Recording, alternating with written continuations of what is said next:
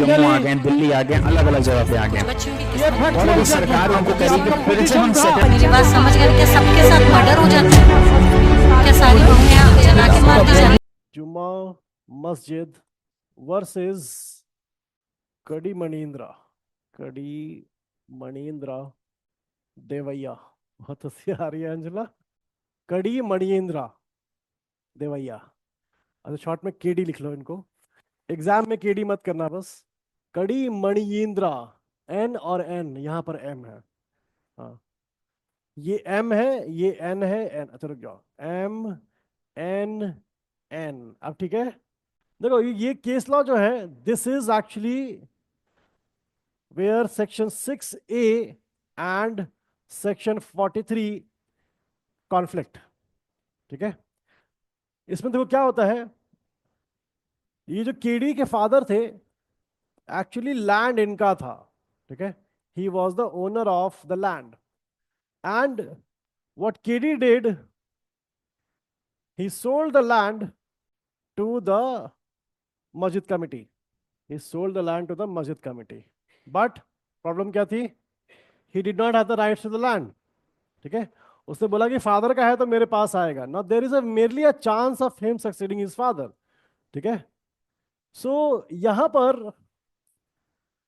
बाद में क्या होता है, KD's father dies and the property devolves upon KD, दिख रहा है सेक्शन 6A एंड 43 दोनों दिख रहा है इसमें। मस्जिद कमेटी बोलती है कि देखिए जब आपने ट्रांसफर किया था तब तो आपके पास नहीं था, लेकिन अब आपके पास वो राइट आ चुका है, ठीक है। सो द मस्जिद committee that files a suit against section 43, ठीक है, against him under section 43, but यहां पर केडी की कंडीशन थी कि the transfer is void as it is hit by section 6A, spes successionis, there is mere chance of an heir apparent, conflict दिखा दोनों में, ये कह रहा है कि ट्रांसफर वॉइड है, ये कह रहा है कि नहीं मैं तो इन्फोर्स करा के रहूंगा, कौन सा प्रिवेल करेगा, 43 प्रिवेल करेगा, ओके ओके। तो ट्रांसफर तो एब इनिशियो वॉइड था, ये प्रॉपर्टी ट्रांसफर हो ही नहीं सकती थी, तो एज 6A में तो हर ट्रांजैक्शन वैलिड हो जाएगा, फिर तो 6A का मतलब ही नहीं है कोई। मैं तुम्हारी बात समझ रहा हूं, तुम मेरी बात समझ रही हो कि अगर ऐसा हो गया तो हर बेटा अपने फादर की प्रॉपर्टी को ही बेच देगा, राइट। ठीक है, ऐसा करेंगे नहीं लोग, लेकिन हो सकता है, right. So which one is going to prevail, 43, okay 6, तुम लोग जरा डिबेट करो आपस में, मैं देखना चाहता हूं 43, ओके। इस क्वेश्चन का कभी भी स्ट्रेट फॉरवर्ड आंसर मत देना कि which one is going to prevail, ठीक है।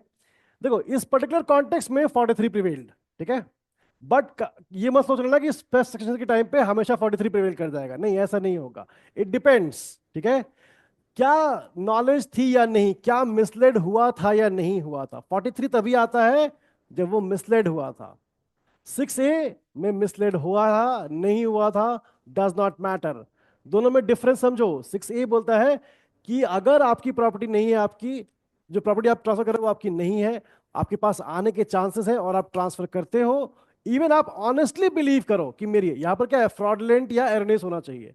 अगर मैं ऑनेस्टली बिलीव करता हूं कि मेरे फादर की प्रॉपर्टी मेरे पास ही आएगी, there is no fraudulent intention, there is no earnest, मेरे से कोई गलती भी नहीं है, मैं तो ऑनेस्टली बिलीव कर रहा हूं, तो वहां पर 6A अप्लाई होता है। 43 का क्या है, फ्रॉडलेंट या एरनियस होनी चाहिए।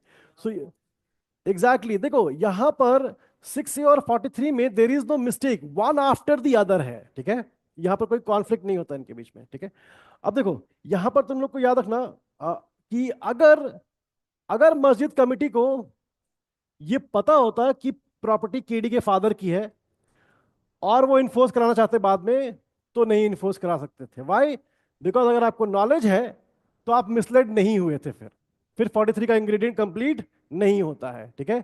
और अगर आपको नॉलेज नहीं थी, ठीक है, तब आप 43 इन्फोर्स करा सकते हो, ठीक है, ये इस बात पे ध्यान रखना, ठीक है। चलो Subscribe for more content.